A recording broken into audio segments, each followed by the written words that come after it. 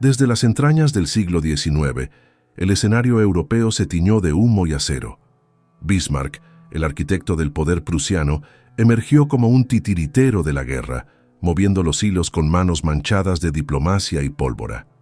Dos fuerzas lo escoltaban: el ejército prusiano, máquina de precisión y muerte, y la ceguera calculada de las grandes potencias que observaban desde sus palcos dorados sin intervenir. Dinamarca fue la primera víctima del espectáculo. Abandonada por Inglaterra, que prefirió el silencio al escándalo, el pequeño reino se convirtió en carne de cañón.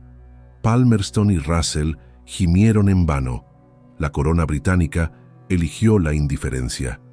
Austria siguió, atrapada en una danza de engaños. Napoleón III, el emperador de los espejismos, fue neutralizado por la velocidad brutal de las tropas prusianas. La guerra se convirtió en un relámpago y la paz en una daga clavada contra la voluntad del propio Estado Mayor. Cuando Francia entró en escena, París resistió como una amante traicionada, envuelta en llamas y orgullo. Gambetta, con su levé en masse, invocó al pueblo como escudo humano. Pero Bismarck, siempre temeroso de los susurros de las potencias neutrales, tejía su telaraña diplomática con la urgencia de quien teme que el festín se interrumpa. En sus memorias, aún 20 años después, el canciller recordaba ese miedo como una sombra persistente, una amenaza que podía deshacer su obra antes de que el último cadáver se enfriara. Mientras Prusia devoraba Francia, Rusia observaba desde su trono de hielo. Alejandro II, el zar benevolente, tejía una red de protección invisible. Austria, paralizada por el ojo vigilante del Este, no pudo mover un dedo. El telegrama enviado por Guillermo I al zar fue una confesión disfrazada de gratitud. Prusia no olvidará jamás que os debe el que la guerra no haya alcanzado sus máximas dimensiones. Era el reconocimiento de que sin la complicidad del silencio, el monstruo prusiano habría sido contenido. Pero Rusia no era un espectador desinteresado. Mientras los franceses y alemanes se desangraban, el imperio zarista rompía las cadenas del Tratado de París de 1856. El Mar Negro, antes neutralizado, volvía a llenarse de buques de guerra. Turquía, Austria e Inglaterra tragaron el veneno con una sonrisa forzada. Gorchakov, el príncipe de las sombras, redirigía la mirada rusa hacia los Balcanes, donde los pueblos cristianos eran peones en su juego contra el sultán turco. Alemania, astuta como un cuervo, alentaba la distracción rusa. Cuanto más se hundiera el zar en los pantanos balcánicos, más libre quedaba Bismarck para consolidar su imperio. Austria, sintiendo el aliento de Rusia en la nuca, abandonó sus sueños de revancha. Francisco José, emperador de mármol, comprendió que la sangre derramada en 1866 no sería vengada. El tablero había cambiado, y ahora los Balcanes eran el nuevo campo minado. Italia, por su parte, se benefició del caos. Cuando la guerra franco-prusiana estalló, las tropas francesas abandonaron Roma. Los italianos entraron como ladrones en la noche, y la ciudad eterna se convirtió en capital del reino. Gladstone, desde Inglaterra, mantuvo su política de no intervención como quien observa una tormenta desde la seguridad de su torre. Hasta Sedan, los ingleses aplaudieron a los alemanes, pero la crueldad prusiana, la anexión de Alsacia y Lorena y el sabor metálico de la victoria comenzaron a pudrir la simpatía.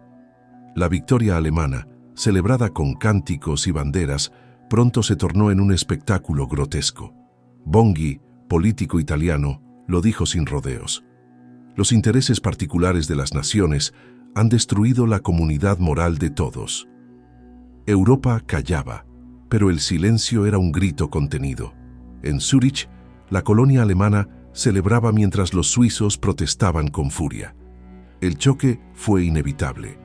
Incluso en la corte rusa, la zarina María, alemana de nacimiento, escribía con angustia: por Polonia, sabemos lo que significa mantener en orden una provincia por la fuerza pura. La anexión de Alsacia y Lorena era una herida abierta. Alemania, embriagada por el triunfo, no veía el pus que comenzaba a brotar. La sospecha, el odio, la desconfianza, todo crecía como una enfermedad bajo la piel del continente. Bismarck había ganado la guerra, pero había sembrado el miedo. En medio del vértigo, una voz disonante se alzaba. Federico, el Kronprinz, futuro emperador, escribía en su diario como un profeta atormentado. Se nos considera capaces de cualquier maldad. Bismarck nos ha hecho grandes y poderosos, pero nos ha robado los amigos, la simpatía del mundo y la tranquilidad de conciencia. Era la confesión de un alma que veía más allá del brillo de las medallas. Federico soñaba con una Alemania unida por el derecho, no por la sangre, pero el Junker audaz había elegido otro camino. En 1864, sus intrigas ensuciaron una causa noble. En 1866, aplastó a Austria sin unificar el alma alemana. Y ahora, cargaba a Alemania con la sospecha de perfidia. El príncipe sabía que el futuro sería una batalla moral, una lucha contra la adoración ciega de la violencia. Bismarck, el herrero del Reich, había forjado su imperio con martillazos de guerra. Pero ahora, con la espada aún caliente, deseaba la paz. No por amor a la humanidad, sino por cálculo. Una nueva guerra podría deshacer lo ganado. Su política se volvió conservadora, su diplomacia, una máscara de cortesía. Pero bajo la sonrisa, el acero seguía brillando. El canciller sabía que el mundo debía temerlo. Por eso, de vez en cuando, lanzaba discursos como cuchillos, recordando que su espada no estaba pegada a la vaina. Despreciaba el espíritu humanista de Federico, a Goethe, a los reformistas. Para él, la cultura era un adorno inútil. Lo que importaba era el poder, la estabilidad, el control. La paz que ofreció al mundo fue una paz armada, desconfiada, como un pacto entre asesinos. Europa respiraba, pero con el corazón en vilo. Bismarck había construido un imperio, sí, pero sobre ruinas, cadáveres y sospechas. Y aunque supo guardar las formas, el mundo nunca olvidó que detrás de su diplomacia se escondía el espectro de la guerra.